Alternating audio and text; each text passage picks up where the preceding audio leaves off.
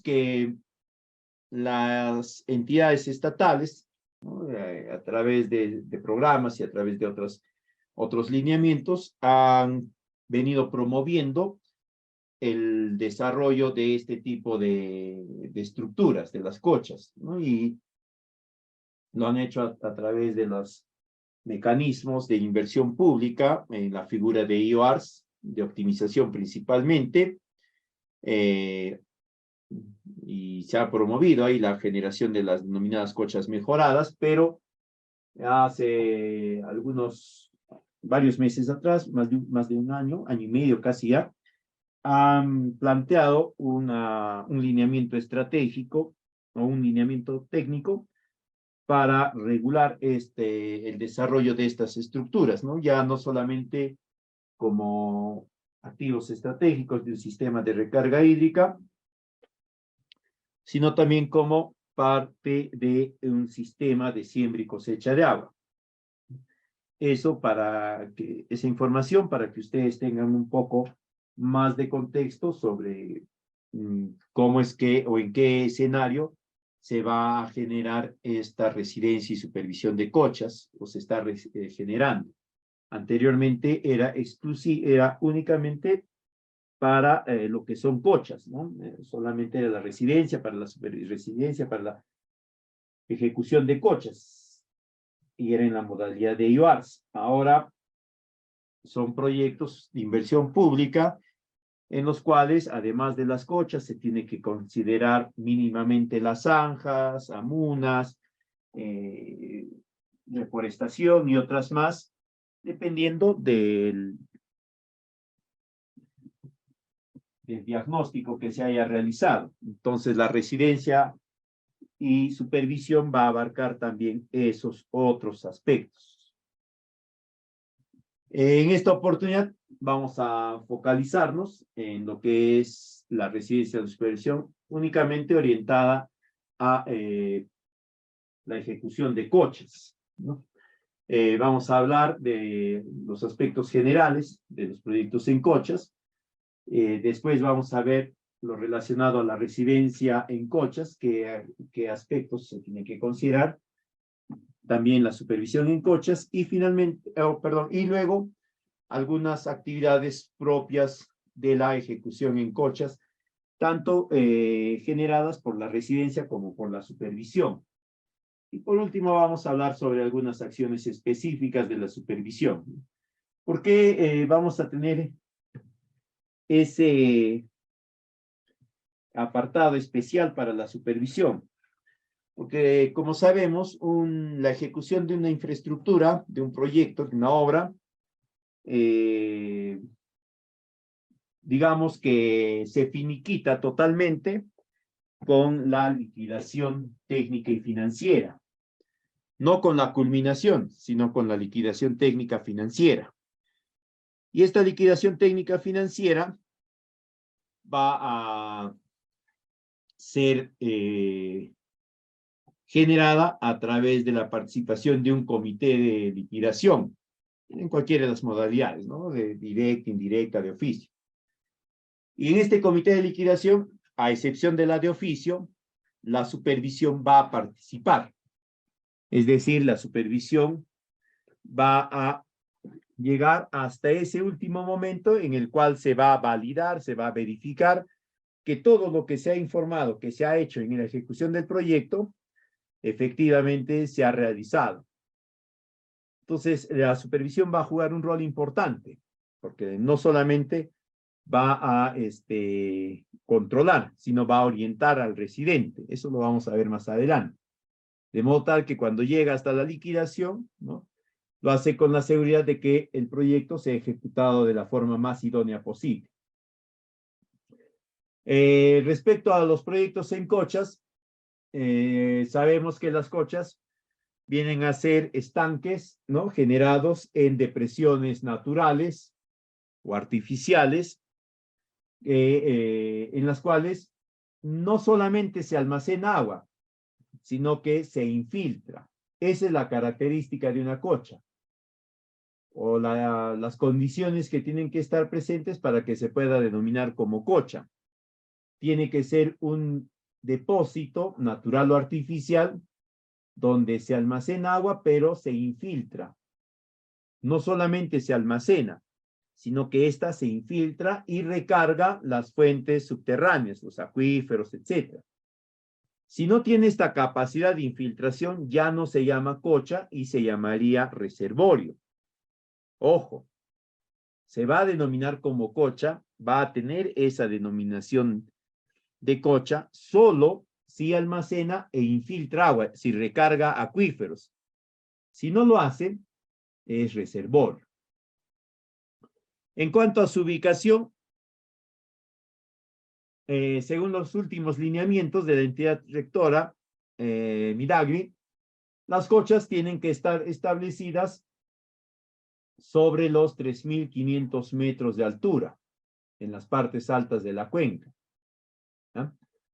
Ahí tienen que estar establecidas, en las partes altas de la cuenca, y además tienen que estar en una depresión natural, es decir, debe haber un vaso natural que permita establecer la cocha. Lo que falta es el dique, ¿no? Es un vaso natural, es una depresión natural que funciona parcialmente como cocha, ¿no? Una cocha muy superficial, digamos, o con poca profundidad, y por eso se va a construir el dique, para garantizar que pueda captar, almacenar más agua y luego la pueda infiltrar. Y lo otro es que tiene que estar vinculada siempre a acuíferos, ¿no? No puede estar desvinculada de ello. La finalidad entonces va a ser la de infiltrar agua, recargar agua, y también la de generar una reducción de la velocidad de escorrentía superficial del agua, ¿no? De modo tal que se va a reducir, se va a limitar los procesos de erosión hídrica y erosión eólica. Y además, ¿no?, se va a contribuir a la mejora del paisaje. En cuanto a los tipos de cochas, ¿no?, vamos a encontrar básicamente tres tipos. El primero, que son las cochas de almacenamiento, que se caracterizan porque el proceso de infiltración es relativamente lento, ¿no? Entonces, cuando sucede esto, el volumen de agua que se está captando va a infiltrarse en periodos más largos, ¿no? Eso generalmente porque la parte subterránea, el tramado de infiltración, está constituido por elementos poco permeables. Por lo tanto, la filtración es lenta. Estas son las cochas de agua o las cochas de cosecha o almacenamiento de agua. Las cochas de siembra de agua son aquellas que, a diferencia de la anterior, van a tener un proceso de infiltración mucho más rápido, ¿no? Entonces, en estas también va a haber almacenamiento de agua, pero esta agua almacenada va a disponerse rápidamente, va a infiltrarse rápidamente. Con rápidamente no quiere decir que es en cuestión de horas ni de días, ¿no? Son algunas semanas, etcétera.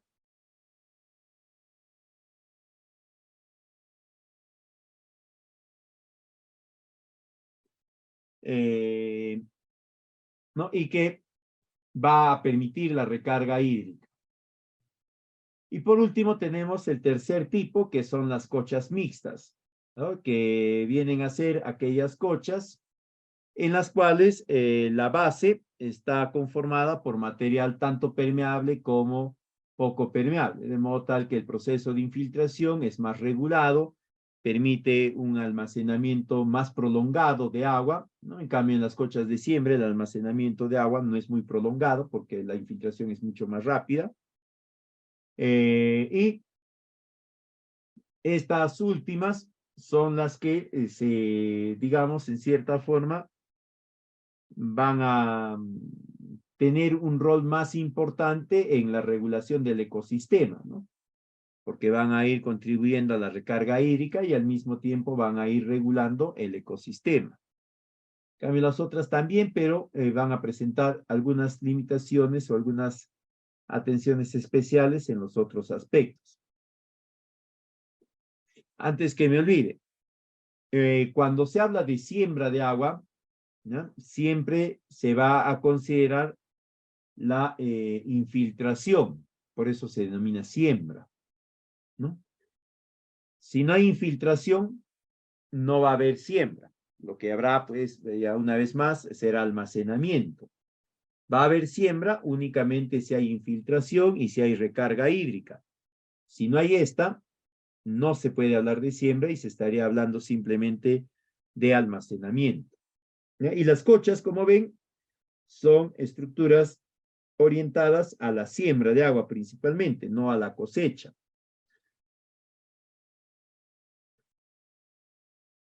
Ahora, estas cochas van a tener una serie de ventajas, ¿no? Para las familias, para la comunidad y para la microcuenca. En cada segmento va a ir teniendo determinados beneficios, determinado impacto. A nivel de las familias, ¿no? Su impacto va a ser básicamente de largo plazo.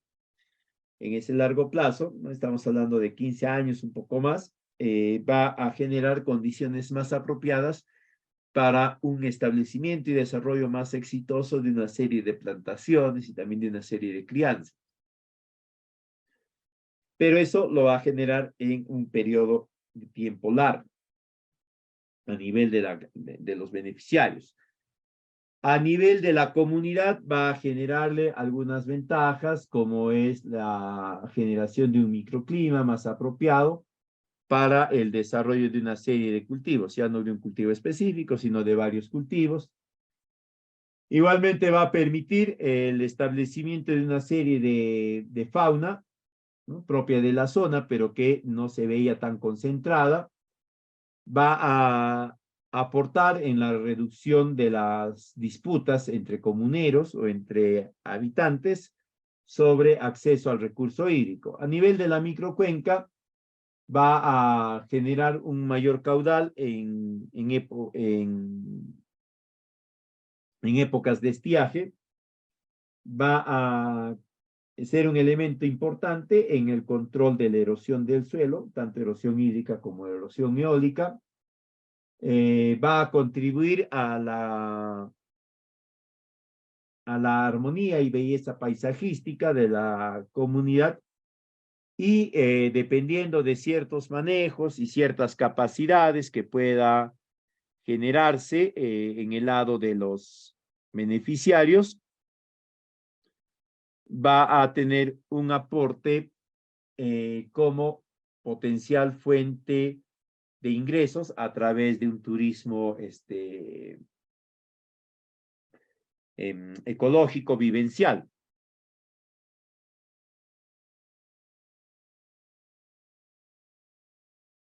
Entonces, la cocha va a presentar una serie de ventajas, una serie de aportes hacia la familia, la comunidad y el ecosistema. En líneas generales, podríamos decir que la cocha va a tener un impacto a nivel de todo el ecosistema.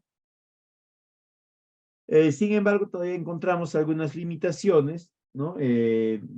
Todavía nosotros adolecemos de vincular el esfuerzo de generación de una cocha con algún tipo de actividad productiva importante y que le genere utilidades a los beneficiarios.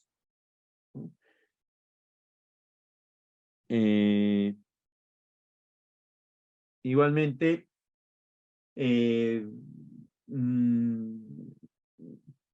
como se estaba promoviendo, ¿no?, tiempo pasado se estaba promoviendo como una técnica aislada, pues perdía o veía reducido su potencial impacto, ¿no? Porque la cocha sola no va a generar un sistema de siembra y cosecha de agua, va a requerir de otros componentes tecnológicos.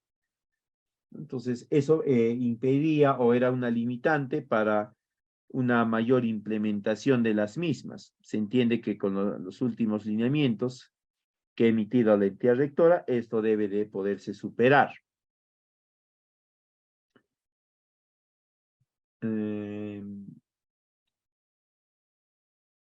La cocha, indistintamente si es una cocha mejorada o es una cocha artesanal,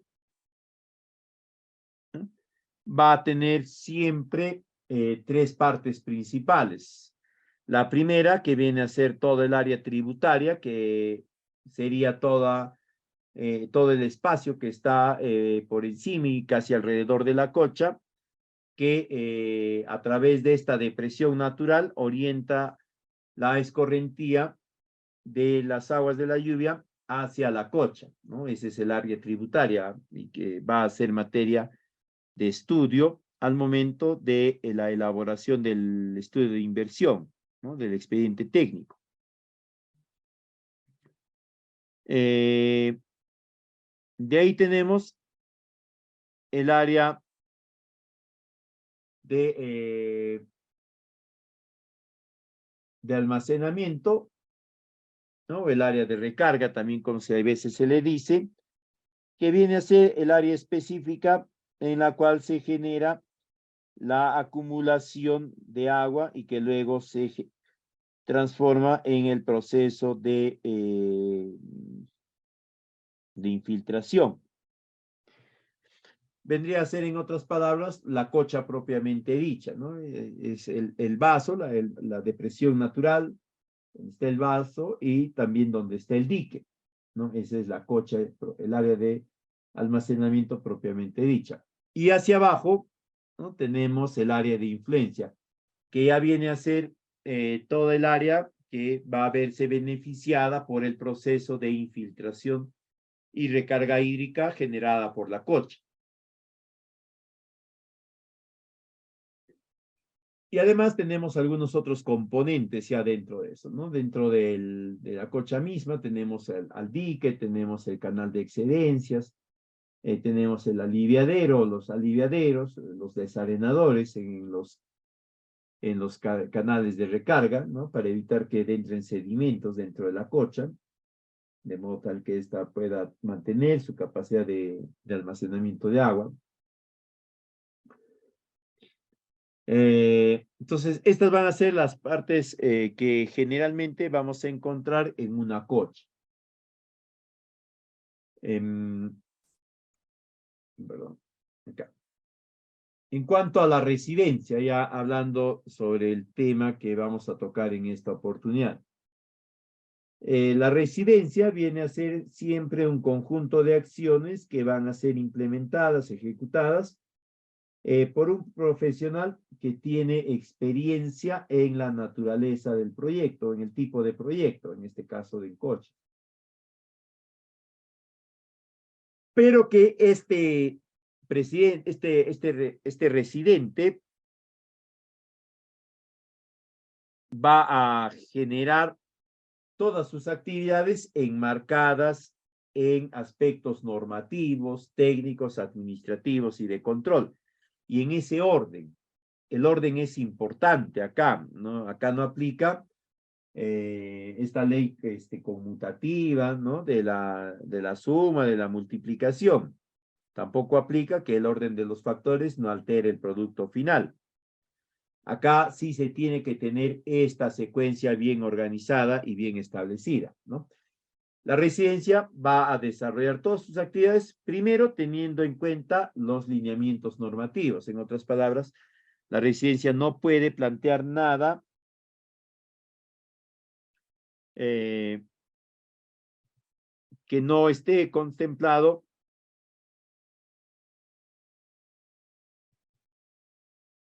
por el marco normativo pertinente, ¿no?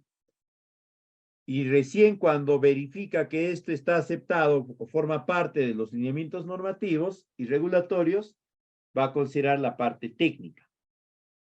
Ahí también va a aplicar los marcos regulatorios, ¿no? Las diferentes entidades han establecido marcos regulatorios. ¿Qué quiere decir marco regulatorio?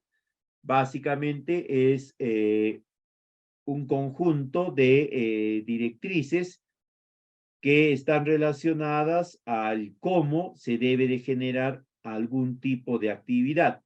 Y es bien detallado, incluso en el caso de cochas, ¿no? Ahí están las fórmulas, las recomendaciones, qué tipo de información se debe de considerar, qué periodo de años, de datos históricos se debe de tomar en cuenta para determinar el estudio hidrológico y demás.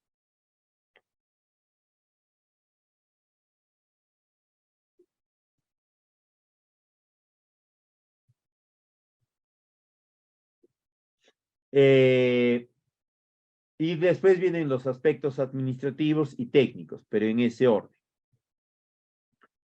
En cuanto al perfil del residente, ¿no? Al igual que todos los demás residentes, tiene que ser pues una persona organizada para que pueda disponer y secuenciar apropiadamente las diferentes actividades que va a realizar. Tiene que ser responsable en el cumplimiento de todas las obligaciones que va a asumir, ¿no? Y tiene que ser proactivo para que pueda optimizar de forma permanente los diferentes recursos del proyecto. En el caso de Cochas, esta proactividad es importante y lo mismo la organización. Porque como ya hemos visto, estas cochas no se van a generar, no se van a construir a la altura pues a 5 metros, a 20 metros de la comunidad o del centro poblado, ¿no? Se van a generar en las partes altas de la cuenca y están ubicadas a varios metros, cientos de metros, a veces más todavía, del centro poblado de la comunidad.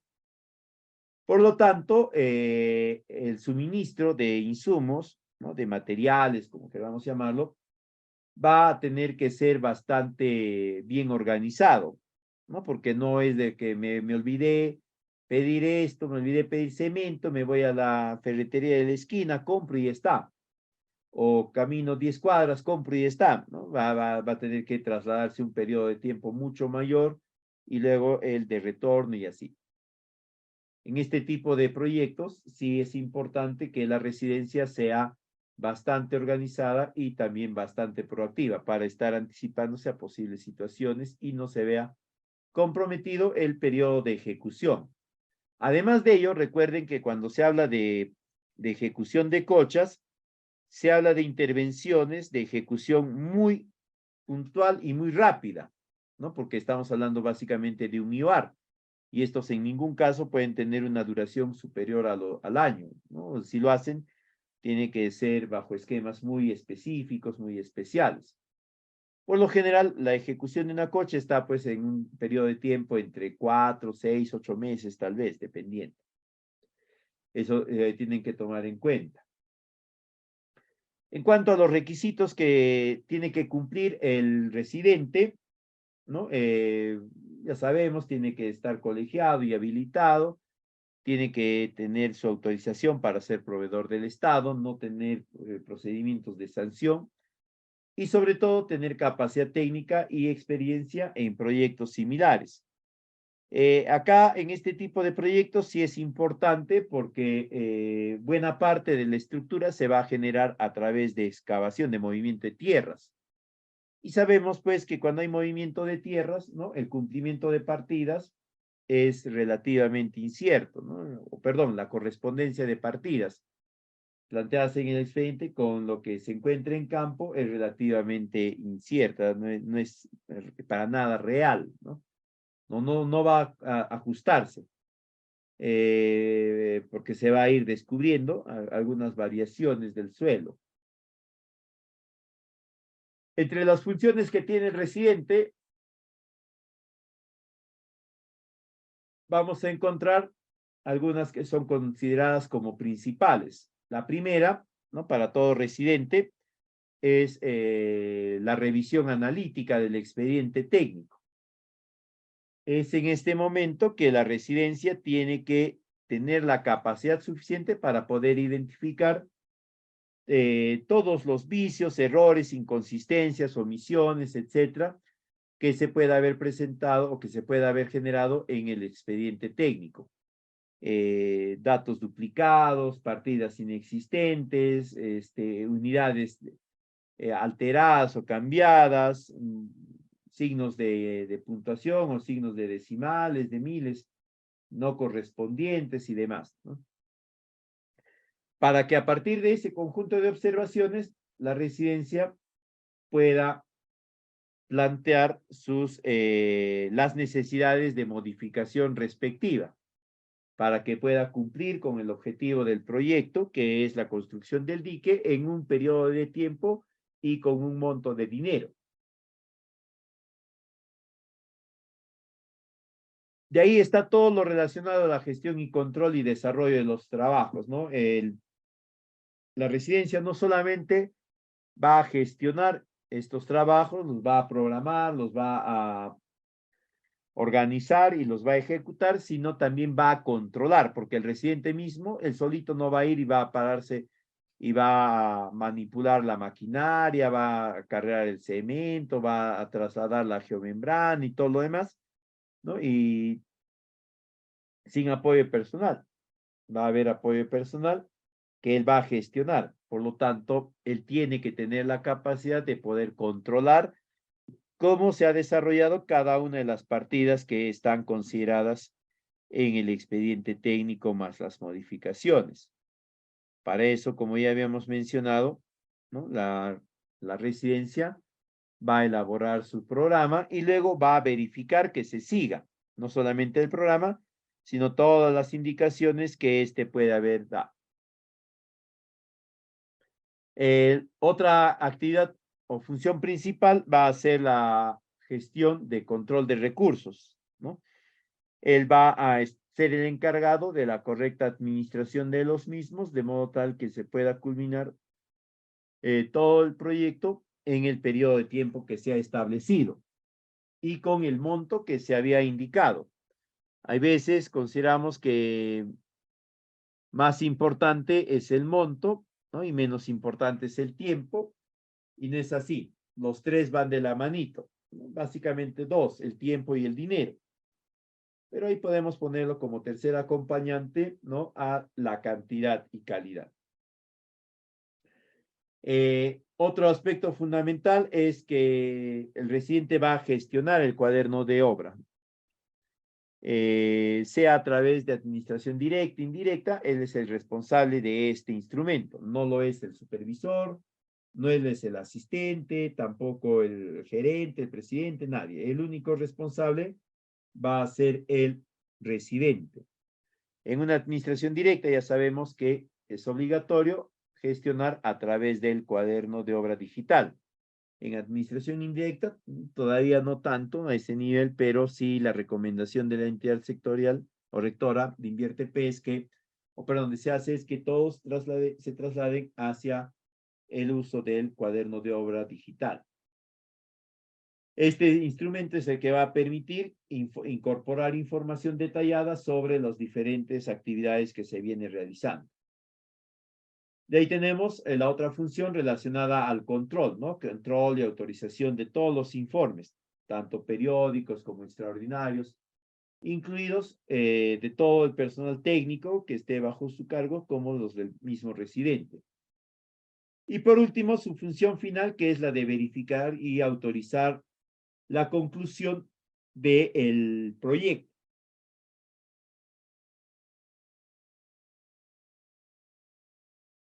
Si queremos ver un poco más disgregado alguna de estas funciones principales, ¿no? Como ya habíamos mencionado, la de revisión de analítica del expediente técnico es una de las principales responsabilidades. A través de esto va a verificar que el presupuesto sea el apropiado, que las actividades le permitan desarrollar todas las partidas, que los insumos estén en cantidad y en calidad apropiada, igualmente la mano de obra, que la planificación de actividades considere plazos apropiados, ¿no? Es decir, que la colocación de la geomembrana se iba a realizar en 7 horas y se realizó en 7 horas, no que se realizó en 18 horas, en 3 días, 5 días, etc. También va a prestar atención en esta revisión analítica del expediente técnico a la a los presupuestos, ¿no? Estos tienen que ser apropiados, tienen que estar en cantidad suficiente que permita que se ejecuten todas las partidas. Igualmente el alcance de actividades, es decir, que todas las actividades permitan lograr las diferentes metas y objetivos del proyecto. Y luego que estén todos los cronogramas de avance físico, de avance financiero y demás, ¿no? En cuanto a la gestión, ¿no? Es importante, ya les había dicho, que tiene que implementar técnicas de control. Él va a ser el primer llamado a acciones de control, ¿no? Para verificar si el personal está realizando las actividades apropiadamente. En cuanto al cuaderno de obra, ¿ya? No se olviden que este tiene que estar actualizado apropiada y oportunamente.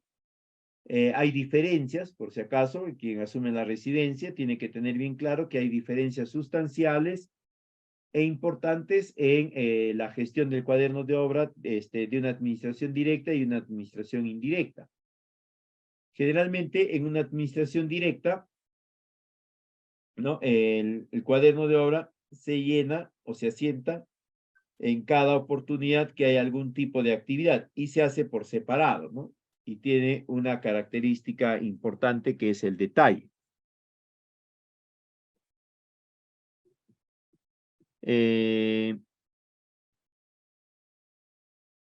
Siempre se va a considerar que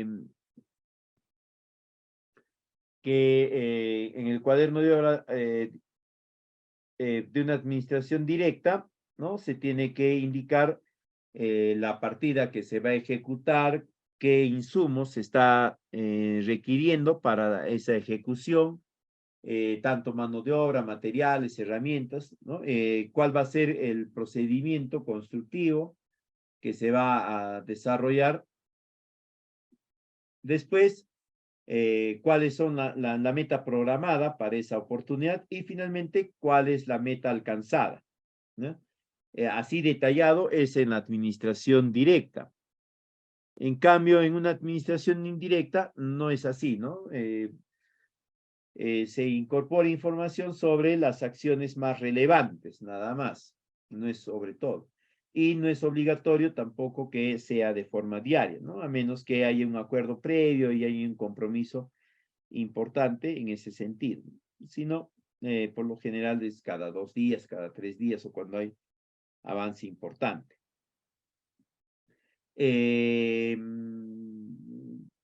más? ¿Qué más sobre cuaderno de hora? A ver, tiene que estar bien llevado, ¿ya? De preferencia sin enmendaduras, sin alteraciones.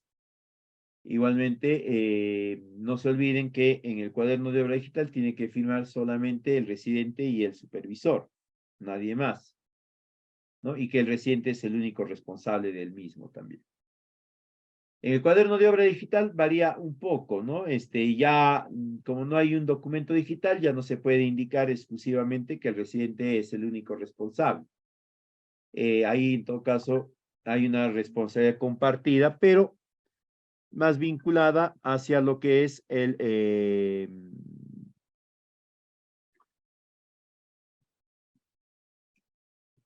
la información, ¿no? Hay una responsabilidad más individualizada. Cada quien es responsable sobre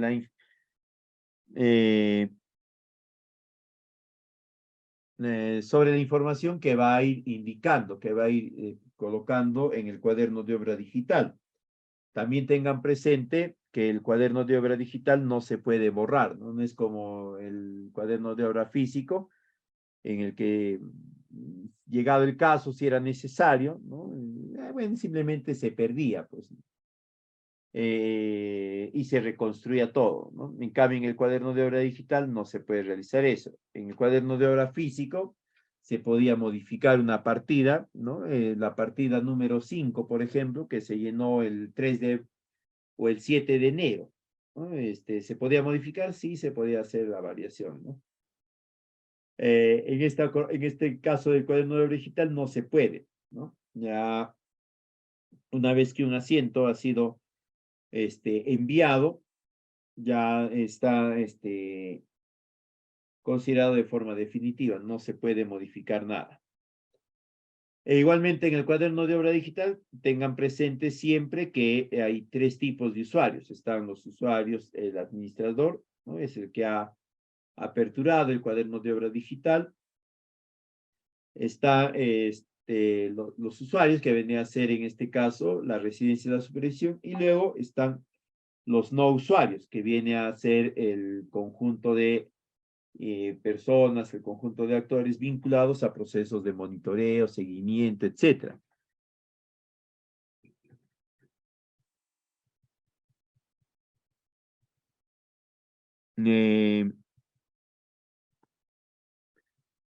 ¿Qué decía mencionar acá? Ya, eso. En el cuaderno de obra digital. Ya. Sí, eso básicamente. En cuanto a la disposición de recursos, no solamente de los recursos físicos, no solamente de los materiales, insumos, sino también va a ser responsable de los recursos presupuestales. Tiene que gestionarlos apropiadamente. Acá la residencia no debe de olvidar que hay un ciclo de gestión presupuestaria. No es de que yo solicito hoy día y mañana me están entregando lo que yo he solicitado, ¿no? Hay un proceso, generalmente toma de 10 a 15 días que se tiene que seguir para generar las condiciones apropiadas o para tener toda la documentación apropiada, regular y conforme a los marcos normativos. ¿Ya? En cuanto al control del cumplimiento de las caras de calidad y características, ¿no? Eso va a estar vinculado a todo, a todos los recursos, ¿no? Materiales, insumos, mano de obra, servicios y demás. En lo que es la revisión de informes, ¿no? Y la autorización de los mismos, el residente va a ser el responsable del visado de estos documentos.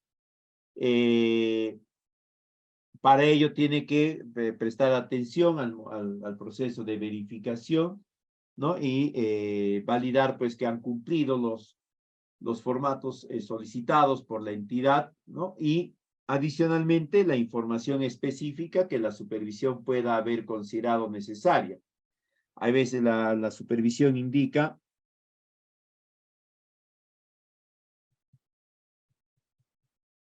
que se presente un informe con alguna información más detallada, consolidada, etcétera, ¿no? La residencia tiene que prestar atención a ello y orientar su esfuerzo a este fin. En cuanto a los reportes financieros, ¿no?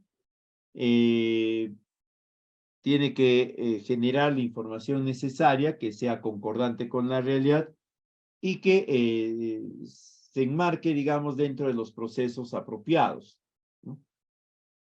Que se haya hecho la adquisición a través de el procedimiento que se ha definido, ¿no? Si se tenía que sacar una, dos, tres, cinco cotizaciones, si se tenía que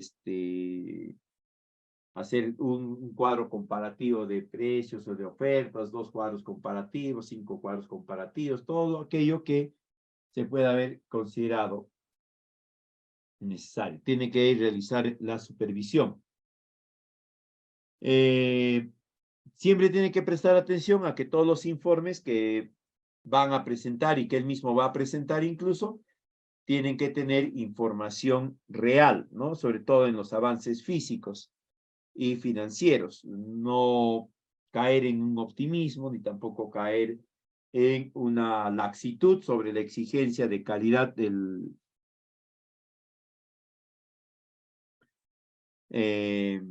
los resultados finales, ¿no? Porque luego se va a verificar si estos están de acuerdo a las especificaciones técnicas o no.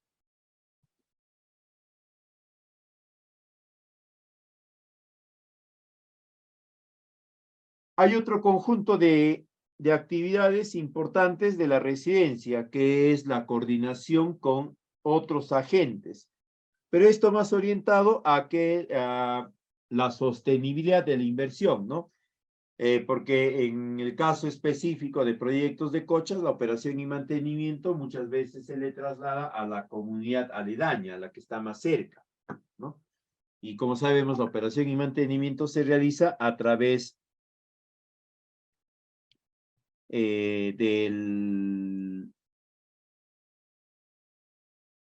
a través de la ejecución de una serie de actividades para las cuales se requiere recursos. Si no hay recursos, no se puede generar la actividad respectiva.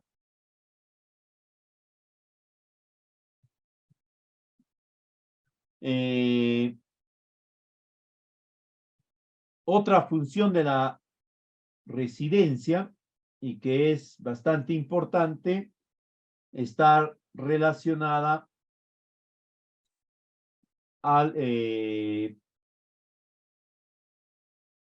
a la culminación de la inversión, básicamente a la conclusión de todos los trabajos y la correspondiente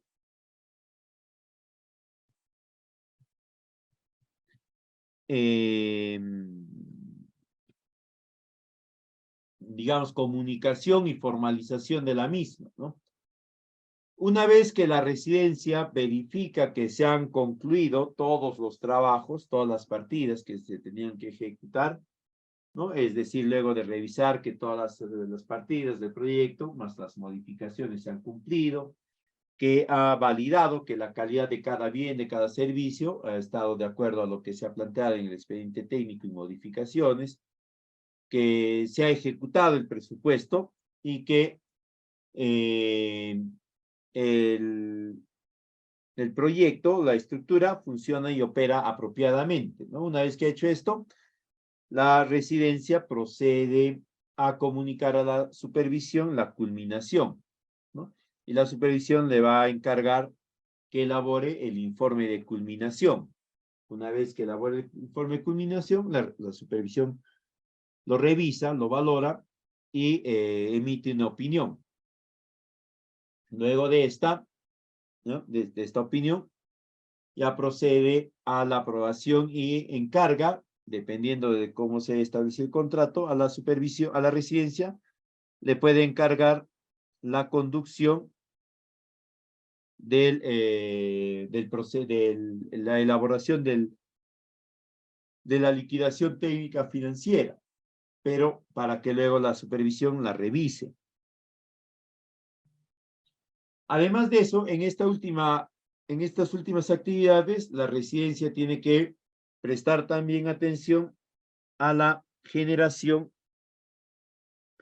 de algunos documentos, ¿no? Uno de ellos importante es el Manual de Operación y Mantenimiento de la Infraestructura Generada, es decir, de la cocha. Tiene que ser un documento que sea de fácil comprensión, que además también sea bastante claro y acondicionado a la realidad.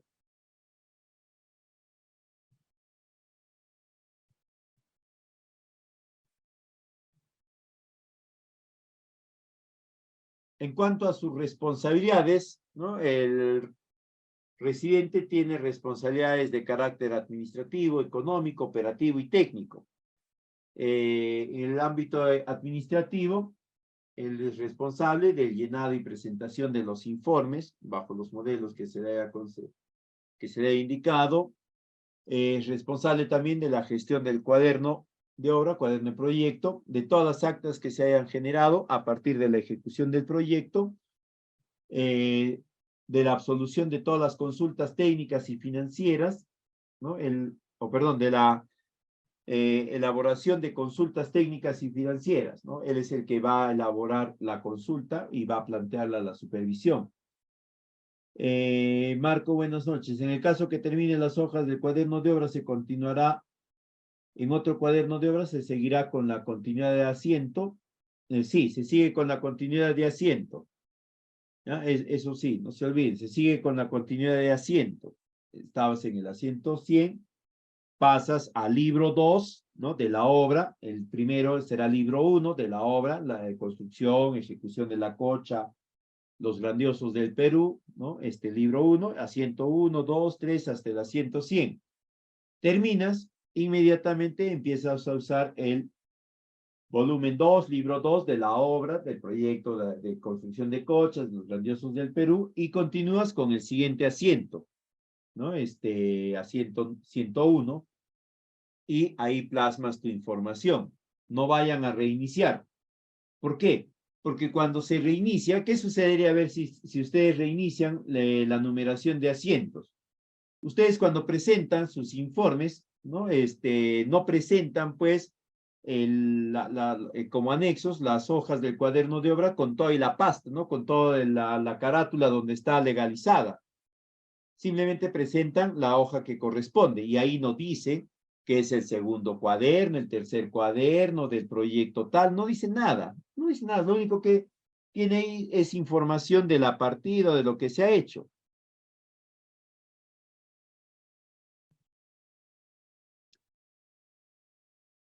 Entonces, para evitar eso, ustedes tienen que mantener la continuidad de asientos.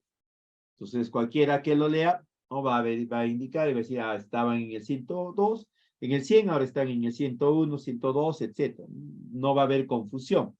Pero si ustedes reinician, esa persona no va a tener claro, no va a saber si ese A101 corresponde al cuaderno 1, al cuaderno 2, etc. Tengan bastante cuidado con eso. Después, ya, en la parte administrativa, en la parte económica. En la parte económica, su responsabilidad va a ser la elaboración de los metrados y las valorizaciones. Igualmente, el desarrollo de los análisis de los costos unitarios, los reajustes adicionales, si es que estos se hubiesen presentado, la estimación de los mayores gastos generales, variables nada más, no fijos, la elaboración de informes de cierre, preliquidación, liquidación, ¿no? Y la entrega y recepción de proyectos. En el caso del ámbito operativo, sus responsabilidades son las de planificación de toda la gestión de riesgos, tanto en el externo como en el interno. Después va a estar la programación de las actividades y acciones propias del proyecto. En la parte de gestión de riesgo, me estaba olvidando, ya el residente va a ser el responsable del sistema o de la implementación del sistema de seguridad y salud en el trabajo. Él va a ser el responsable. Más o menos va a jugar el rol del prevencionista de riesgos, algo por ahí. Y la supervisión va a ser el supervisor de eso. La supervisión siempre va a ser el supervisor. Otra responsabilidad operativa, la programación de actividades, la elaboración de los cronogramas físicos, ¿no? Según las características del proyecto, la elaboración de los diferentes formatos y documentos que pueda ir solicitando INVIERTE-P en las distintas oportunidades. En el aspecto técnico, su responsabilidad está orientada al control de cada actividad, ¿no? Tiene que considerar que éstas se enmarquen dentro de lo que se ha planteado en el expediente, más todas las recomendaciones o todas las variaciones aceptadas. Igualmente va a verificar la calidad de cada bien, de cada insumo, ¿no? Y también la calidad de la prestación del servicio.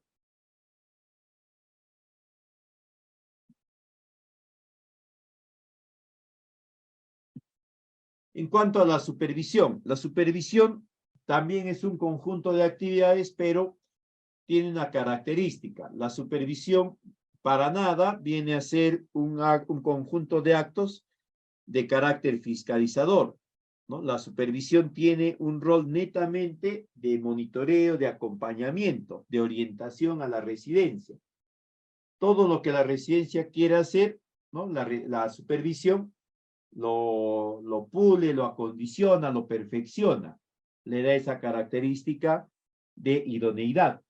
¿Por qué? Porque la supervisión viene a ser un profesional o un conjunto de acciones desarrolladas por un profesional que se entiende debe de tener mayor experiencia y competencias que la residencia. Por eso es que la va a guiar a la residencia para que haga una buena ejecución. De modo tal que una vez que se ha culminado, la supervisión se presenta ante la liquidación y entrega, muestra, exhibe el proyecto que ha supervisado, que se entiende debe de ser perfecto porque ha ido autorizando y ha ido orientando apropiadamente a la residencia.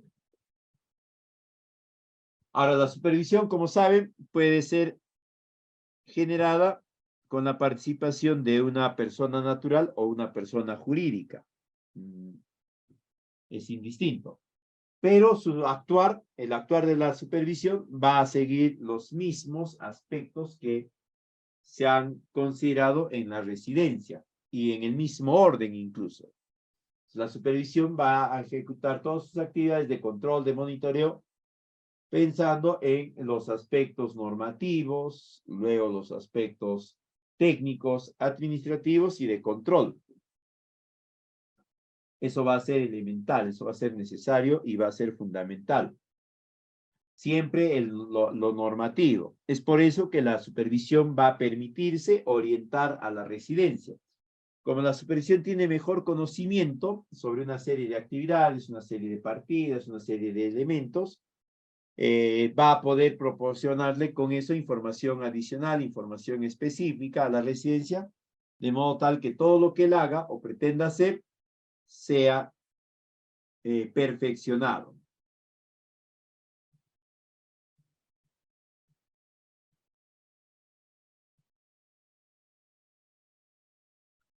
¿Qué más acá? Ya. Ahora, la supervisión puede ser asumida por dos tipos de profesionales, el supervisor o el inspector. En la práctica, ambos tienen las mismas responsabilidades, las mismas prerrogativas, las mismas, atribuciones, ¿no? Etcétera. ¿Cuál es la diferencia que va a determinar alguna comparación, digamos, entre el inspector y el supervisor? El supervisor siempre va a asumir funciones a partir de un proceso de selección, ¿no? En el cual se ha convocado y se han presentado una cantidad de postores, ¿no? Y de todos ellos, de todo ese mundo, de toda esa nube de postores, se ha elegido al idóneo, al que cumplía todos los requerimientos y que tenía el mejor perfil. Eso en términos, obviamente, muy eh, muy especulativo, ¿no? Y, mejor dicho, en términos muy optimistas, ¿no? ¿Qué más? La supervisión siempre tiene que tener mínimamente 2 años de experiencia, 2 veces la experiencia de la residencia, ¿no? O sus competencias, calificaciones. Va a ser una persona que no forma parte de la estructura orgánica de la entidad. Pudo haber formado parte, pero a la fecha no. El inspector, por su lado, también va a ser un profesional acreditado, con conocimiento y demás, pero no va a ser, no se va a designar a través de un proceso de selección, sino es más un proceso de confianza, ¿no? De todos los funcionarios o del grupo de funcionarios que están presentes en la entidad, ¿no? ¿Cuál es el que tiene mejores perspectivas de poder tener un trabajo más apropiado como inspector?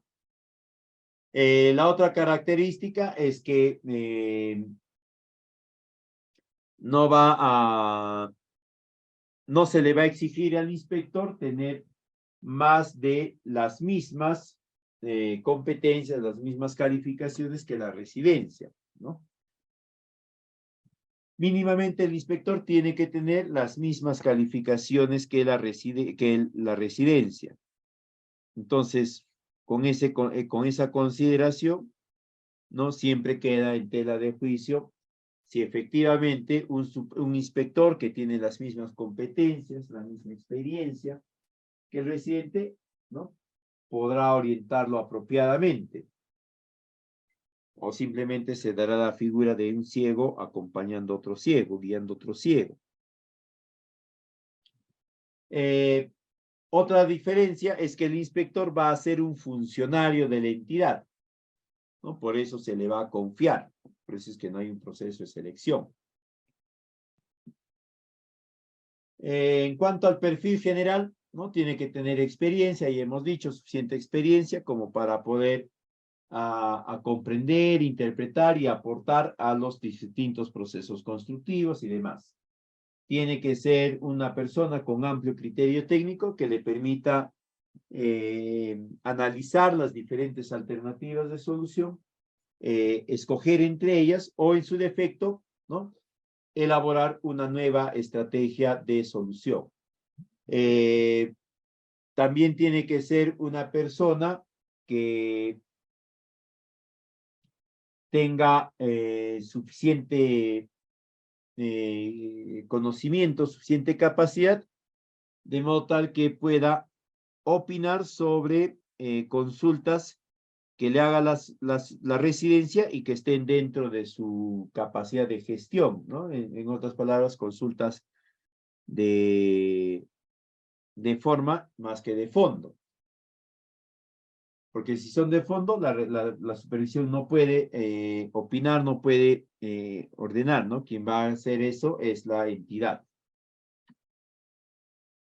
Ambos, tanto el supervisor como el inspector, tienen que ser profesionales habilitados, colegiados, tener mínimamente 2 años de experiencia. Y además,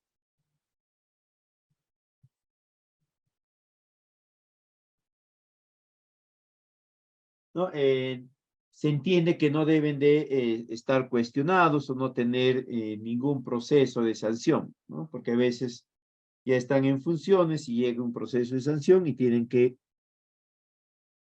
retirarse.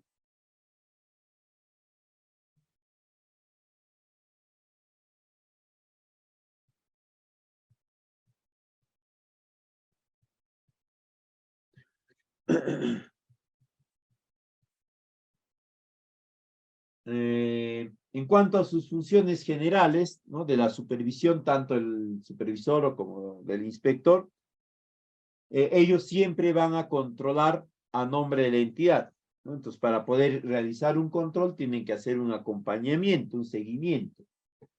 Por eso es que la supervisión se recomienda que esté mínimamente entre 3 y 4 días de la semana en el frente de obra, en la obra. Va a velar por la correcta ejecución del proyecto, teniendo como marco de referencia ¿cómo se llama esto? El expediente técnico más todas las modificaciones que puedan haber sido aceptadas.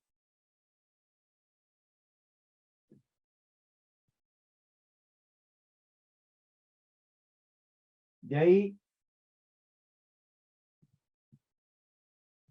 va a absolver cualquier duda que tenga la residencia, pero siempre en cuando éstas estén dentro de sus capacidades, ¿no? Es decir, no afecten el diseño de ingeniería de las partidas o del proyecto en general, y que tampoco involucren modificaciones sustanciales. Otra competencia que tiene es la de ordenar el retiro, el cambio, ¿no? De algún material, de algún bien, de algún equipo, incluido también de algún servicio, que no esté enmarcada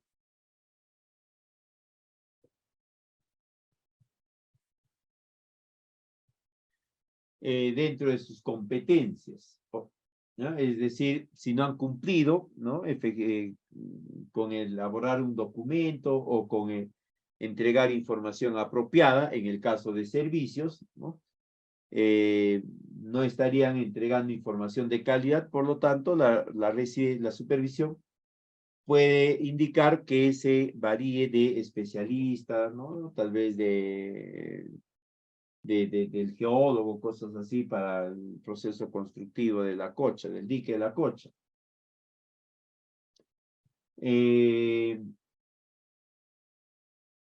También tiene otra función de poder generar algún tipo de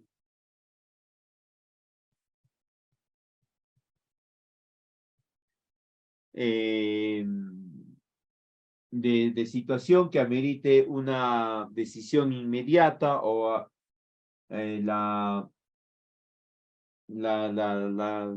¿cómo les diga? Un conjunto de acciones orientadas a alcanzar o mantener alcanzable el objetivo del proyecto. Hay un aspecto importante tanto en la residencia como en la supervisión, que ambos tienen que orientar todos sus esfuerzos a poder cumplir con el proyecto en el plazo de tiempo que se ha establecido en sus contratos y con el monto de dinero que se ha considerado en el expediente técnico, incluso distribuido a nivel de partidas. Si una partida indica que se debe de gastar 15.700 soles, la residencia, sobre todo, y la supervisión de la compañía, tiene que hacer todo lo necesario para que ese monto se pueda gastar en esa partida nada más. O en todo caso,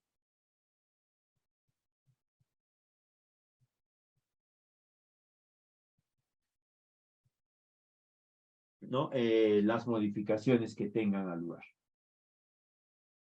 En cuanto a las funciones de la supervisión relacionadas al tipo de control que va a ejecutar, estos pueden ser control de plazos, de precios, de calidad o también control contractual. Si hablamos de control de precios, ¿no? Va a verificar y va a revisar la documentación de todas las adquisiciones. Igualmente va a verificar el avance de los metrados y las valorizaciones que va a ir elaborando el residente. Lo mismo va a hacer con los reajustes adicionales y deductivos. Incluso la supervisión va a tener que ser la primera instancia que tome conocimiento de los mismos. También de mayores gastos generales y de la liquidación de contratos. No dice nada de liquidación de obra todavía. En el control de plazos, ¿no? Va a prestar atención a que se cumplan los plazos que se habían establecido. Igualmente, si hay ampliación de plazo, que ésta se haya solicitado a través de cánones regulares y que se hayan cumplido, ¿no? Toda la serie de recomendaciones que están relacionadas. Y finalmente, también tiene las prerrogativas de poder recomendar la aplicación de algún tipo de sanción.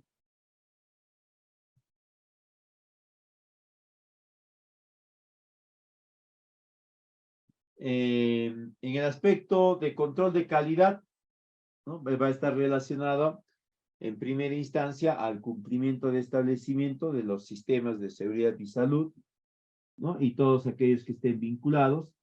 También el cumplimiento de la gestión ambiental a través de la implementación del plan del estudio de impacto, del estudio de impacto ambiental, ¿no? También va a ser responsable de la presentación de los informes, el suyo propio para empezar y de los demás participantes técnicos. Y una responsabilidad de calidad, de control de calidad importante es la cogestión del cuaderno de obra.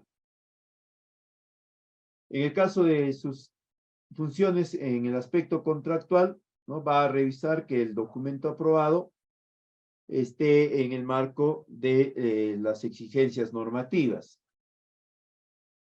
Igualmente va a prestar atención al control del desarrollo de los procesos productivos, ¿no? De los procesos constructivos. Va a verificar la calidad de bienes y servicios de ser necesario, va a contrastar también la calidad de actividades ejecutadas e incluso, ¿no?, de definir el control del personal idóneo, sobre todo en los ámbitos técnicos y de especialistas. Vamos a ver ahora nosotros las acciones de ejecución en cochas que desarrollan tanto la residencia como la supervisión.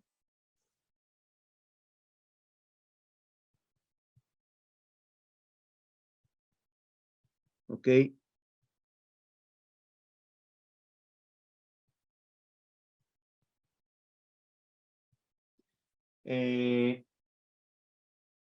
Lo primero, como habíamos dicho, es el informe de compatibilidad, ¿no? La idea es de que esto lo desarrolle la residencia con la coparticipación de la supervisión, para que ambos puedan emitir un documento técnico conjunto que recoja la perspectiva de ambos y que las integre apropiadamente.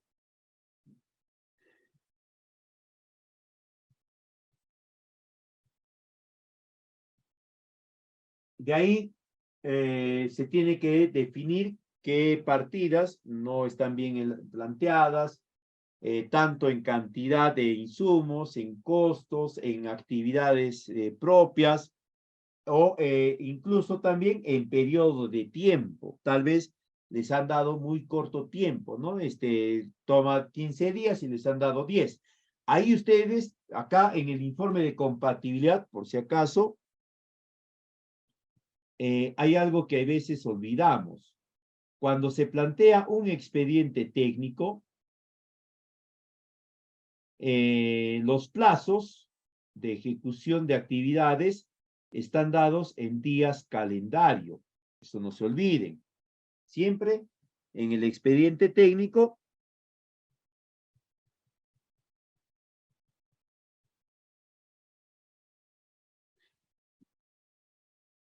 se da eso. Y cuando pasas a la ejecución, ¿no? Cuando pasas a la ejecución, tus plazos, que ya no se denominan plazos, sino acá ya se llaman cronogramas, están en días hábiles. Acá están en 7 días por semana y acá, dependiendo, están en 5 o 5.5 días por semana. Fíjense la diferencia. Entonces, ustedes al momento de hacer la revisión tienen que hacer el ajuste respectivo, ¿no? Para eso se incorpora algo más de mano de obra de lo que estaba previsto originalmente. Se hacen una serie de ecuaciones, ¿no? Para que se pueda cumplir esa partida, ya no considerando semanas de 7 días, sino considerando semanas de 5 días. No se olviden de hacer ese ajuste para que ustedes puedan indicar si los plazos corresponden, ¿ya?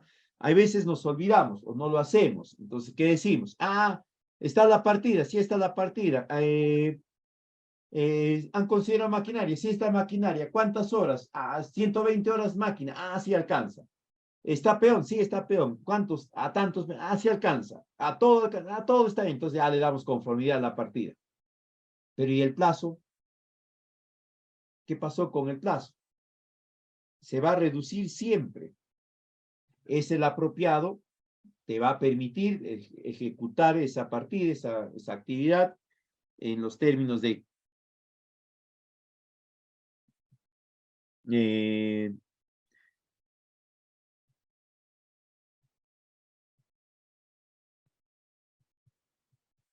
los términos de calidad, de recursos, etcétera, ¿no? Entonces, ahí consideren ello. Además, ustedes ¿ya? Tengan presente siempre que en este tipo de obras que involucran movimiento de tierras, siempre va a ser necesario considerar variaciones. ¿No? Variaciones, ¿por qué? Porque no sabemos pues cómo está el perfil del suelo cuando se vaya excavando, ¿no? Hay una serie de estudios que a partir de una serie de muestras han determinado que la profundidad proyectada, ¿no? Va a ser y que esto es lo que probablemente se encuentre, y esto va a requerir tal movimiento de tierras, tal relleno, etc. Pero ese es un muestreo, pues, ¿no? Ese es un muestreo únicamente. Ya cuando se empieza la excavación, ahí aparece la verdad, ¿no?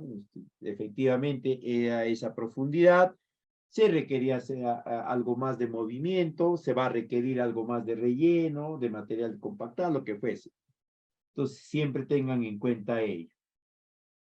Lo siguiente es el trazo y replanteo. No se olviden, tienen que tener un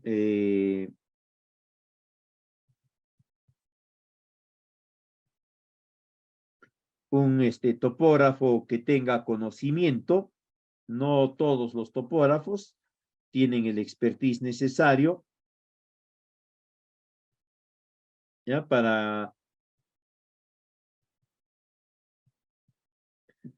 este tipo de obras, ¿ya? Se tiene que verificar que efectivamente el eje del dique, ¿no? Está ubicado en un punto donde hay una constricción que no tiene demasiada pendiente comparado con otros espacios, que tiene un material lo suficientemente sólido para soportar el peso del dique, más el embalse, que es ¿qué más acá? Allá. Que va a permitir la estructura, que se genere la estructura apropiadamente. Una vez que se ha hecho eso, ¿no? Se procede a la excavación del dique. Ya esto lo conduce la residencia y la residencia principalmente.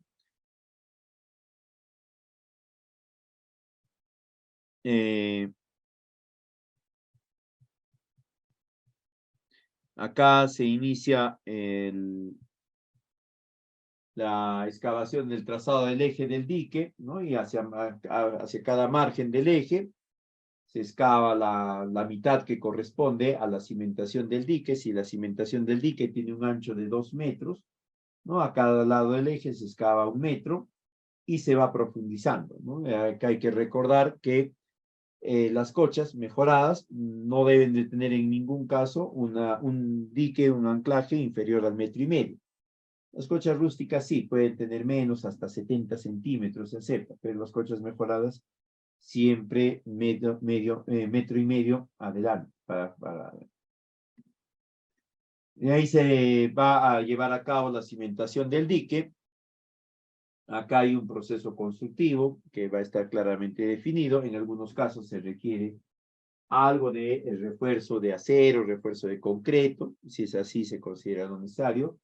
Si no, se ponen simplemente rocas grandes en la base, en la fundación del dique, y se va rellenando los espacios con rocas más pequeñas y finalmente con tierra arcillosa ligeramente humedecida para que sirva como se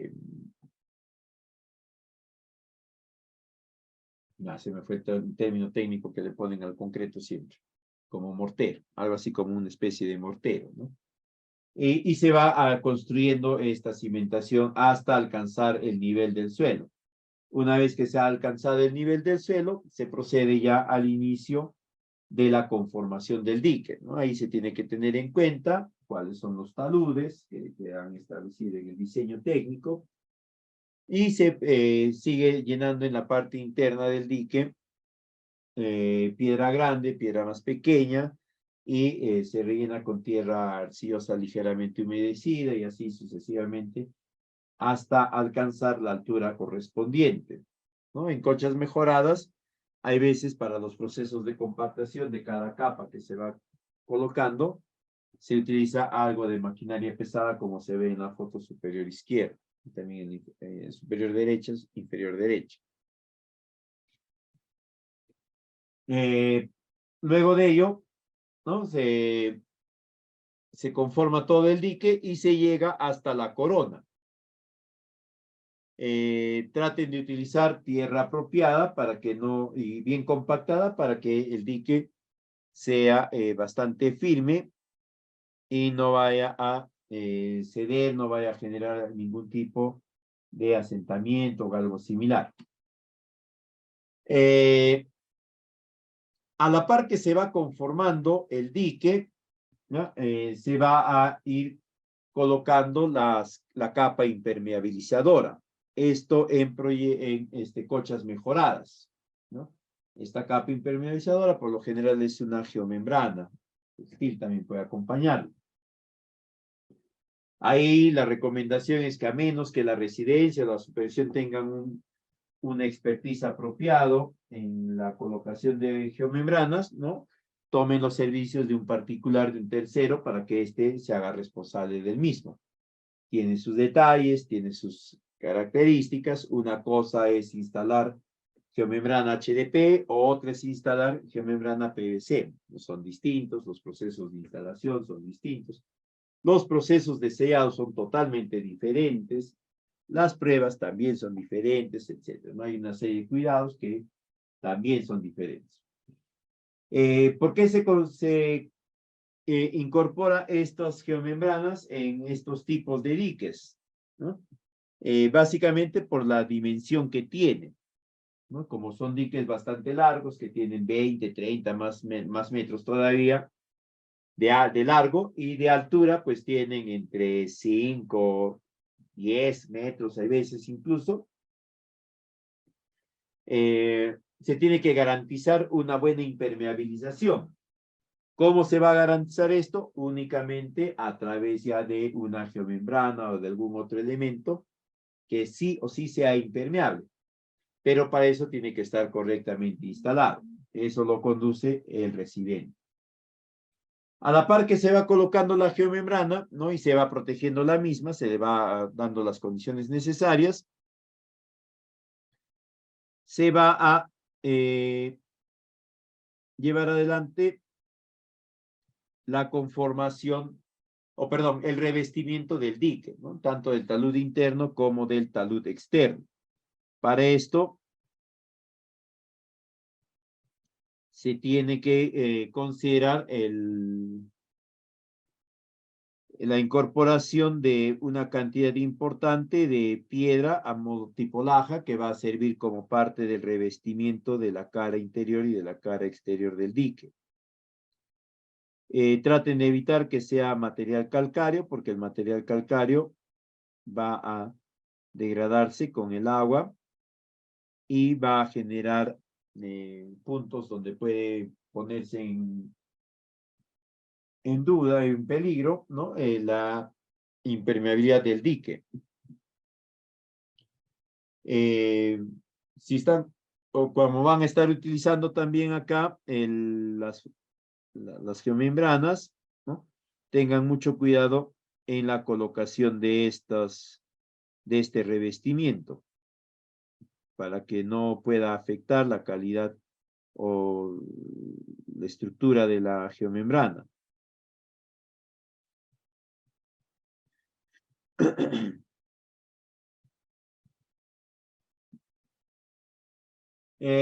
Una vez que se ha colocado la geomembrana y se ha revestido el dique, ¿no? Se procede a la coronación del mismo. En este punto, básicamente lo que se hace es cubrir la corona del dique, ¿no? La parte superior del dique, con estas champas que tienen que ser de plantas de la zona, ¿no? No pueden ser plantas de otro lugar porque van a presentar una serie de dificultades en un apropiado establecimiento y luego prendimiento y establecimiento. Se utiliza algo de tierra negra siempre para este proceso. La residencia tiene que estar al tanto del mismo, tiene que orientar su atención a que no se dejen espacios, digamos, vacíos entre estos bloques de champa, para evitar que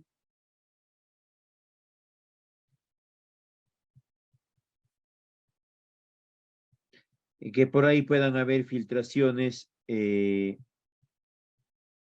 agua que vayan a afectar en un determinado momento la estructura de la cocha, ¿no?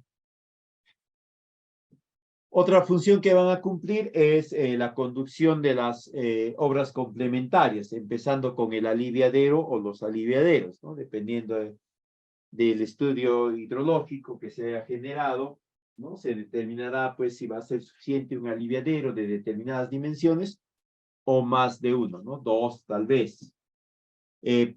Siempre que tiene que tenerse en cuenta que este aliviadero tiene que estar más o menos entre 20 y 50 centímetros de profundidad por debajo de la parte superior de la corona, ¿no? Para garantizar que pueda haber una buena extracción de agua.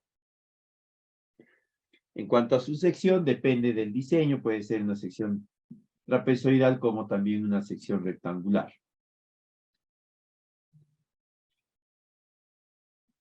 En cuanto a las acciones específicas de la supervisión, ya habíamos dicho que esta va a verificar todo lo que hace o va a monitorear y controlar lo que ejecuta la residencia, pero además de ello va a prestar atención a algunos aspectos, ¿no? Uno de ellos que el expediente técnico tenga la vigencia correspondiente, es decir, que no tenga una vigencia superior a los 3 años. De ser así, tendrá que ser actualizado por la entidad correspondiente, que esté el cronograma valorizado de obra y los planes de trabajo. Esto le va a permitir a la supervisión poder controlar las actividades que va a ir planteando la residencia, ¿no? La residencia, cuando ejecuta sus actividades, plantea sus cronogramas. Por lo tanto, ese planteamiento de cronogramas, esa propuesta de cronogramas, se constituye, ¿no?, en un compromiso. Él tiene que generar o tiene que desarrollar las acciones necesarias para poder alcanzar ese compromiso que ha declarado en el cronograma. Otro aspecto que va a verificar específicamente la supervisión es el inicio del plazo de ejecución, ¿no? Se va a iniciar cuando está designada la supervisión. Rara vez, la supervisión acredita, reconoce partidas que se han ejecutado antes de su designación, ¿no? Por lo general, se limita a reconocer, ¿no? O avalar, validar todas las partidas que se puedan haber ejecutado desde el momento que ha sido designada esta. Entonces, siempre tengan en cuenta ello. ¿Qué más va a verificar o qué más va a controlar de forma muy puntual en la supervisión? Todos los metrados, las valorizaciones y los reajustes, porque todos estos están orientados a la consecución de los objetivos y metas de la cocha, ¿no? ¿Cuáles son los objetivos y metas? Básicamente el objetivo es la contención de un volumen, ¿no? Sus metas son las dimensiones de la cocha y las características particulares de la misma. En el ámbito de los plazos, la supervisión le va a prestar una atención bastante dirigida a todo lo que esté relacionado a las paralizaciones y posteriores ampliaciones. No solamente en la contabilización de plazos, ¿no?, y en la determinación de actividades, sino también en verificar si la residencia actuó de forma proactiva y si generó todos los mecanismos necesarios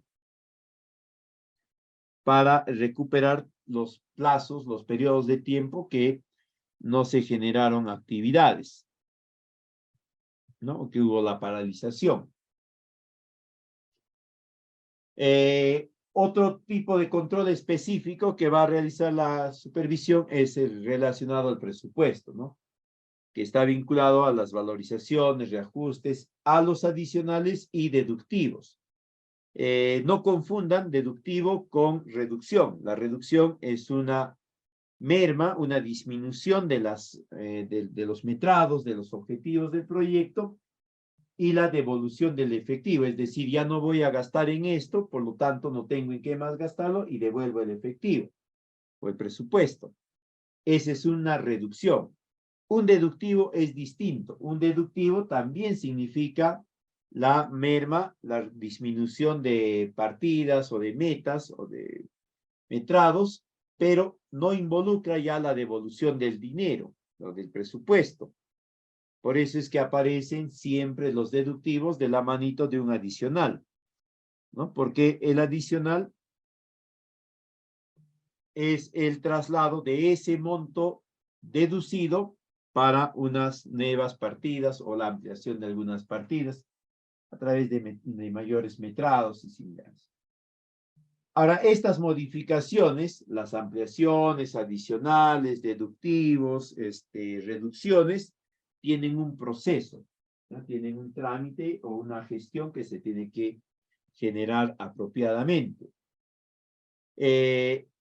¿Cuál es este trámite? ¿Cuál es este proceso? Y esto lo va a verificar también la supervisión, es que la residencia haya comunicado a la supervisión, ¿no?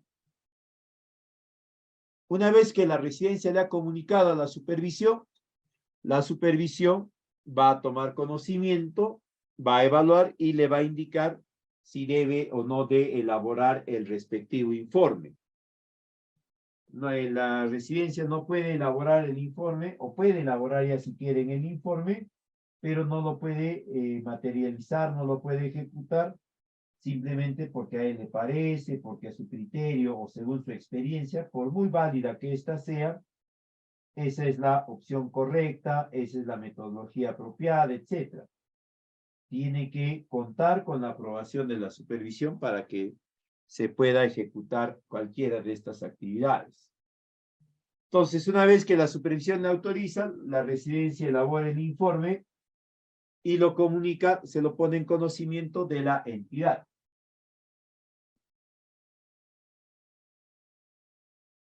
La entidad es la que va a determinar, ¿no? ¿Por qué? Porque acá se están variando sí o sí metas del proyecto. No le compete a la supervisión disponer sobre ellas, no tiene esas competencias.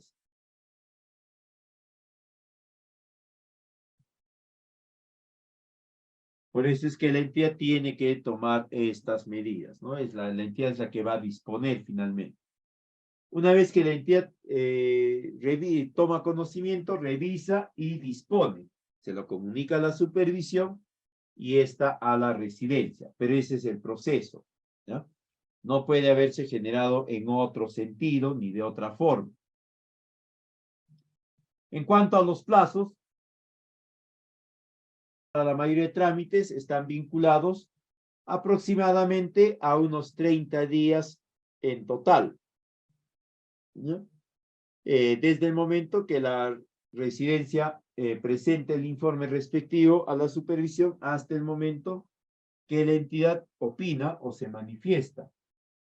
Básicamente porque la entidad tiene que hacer algunas consultas adicionales en algunos casos, tiene que absolver algunas dudas previas, tiene que hacer una revisión de disponibilidad de recursos, ¿no? O de pertinencia, oportunidad de la solicitud y demás. Pero más o menos una ampliación de plazo, una modificación, toma entre 25 y 30 días calendarios. Tomen eso de conocimiento para que lo puedan gestionar apropiadamente, ¿no? Por eso es que vemos que se está solicitando ampliación de plazo los últimos días y esta ampliación de plazo, la respuesta aparece todavía al mes siguiente, ¿no? ¿Qué pasó ese mes en el cual no se tenía vigencia de contrato? Simplemente no se trabajó, es decir, se está generando una nueva paralización, ¿no? Entonces hay que tener cuidado siempre con eso. En cuanto a la documentación que va a controlar la supervisión, son todos los contratos de los ejecutores, empezando con el residente y de todos los demás técnicos o profesionales que participen. Todo el expediente técnico, porque se entiende que de forma ideal el proyecto se tendría que gestionar a través de ese instrumento, ¿no? Siguiéndolo al pie.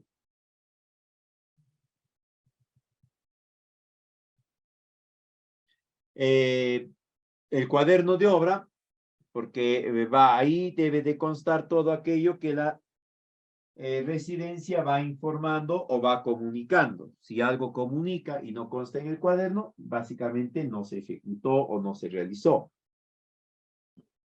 Todas las valorizaciones para poder verificar si estas valorizaciones se traducen en metrados que guardan correspondencia con los criterios de calidad que se había planteado en el expediente técnico.